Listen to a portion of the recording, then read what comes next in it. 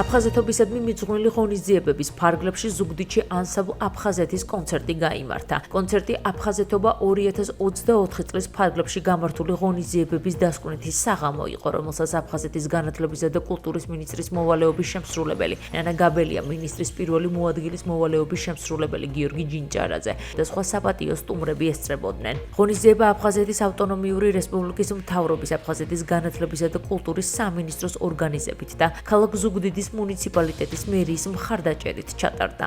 Ჩვენ თავიდანვე დავაანონსეთ, რომ წელს გვექნებოდა განსაკუთრებული აფხაზეთობა, რომელიც რეგიონებს მოივლიდა და ვფიქრობ, რომ ეს დანაპირებიც გარკვეულწილად შესრულდა, იმიტომ რომ აფხაზეთობის ფარგლებში აფხაზეთისთვის ასეთი სახელწოდებით ვატარებთ ჩვენ სხვადასხვა ღონისძიებებს და დღეს გვაქვს უკვე დასკვნითი ღონისძიება სამეგრელოს ზემოწმანეთის რეგიონში, უშუალოდ ქალაქ ზუგდიდში და მგონია, რომ მაყურებლის ინტერესიც მეტყველებს იმაზე, რომ სხვა რეგიონებში მიღებული გამოცდილება ნამდვილად დადებითი იყო, დადებითი შეფასებები გქონდა და ერთგვარი რაღაცა ტრიუმფი იქნება დღეს და დარწმუნებული ვარ, რომ აფხაზეთის სახელმწიფო ანსამბლი აფხაზეთი ნამდვილად თავის სათქმელს იტყვის უკვე ქალაქ ზუგდიდშიც.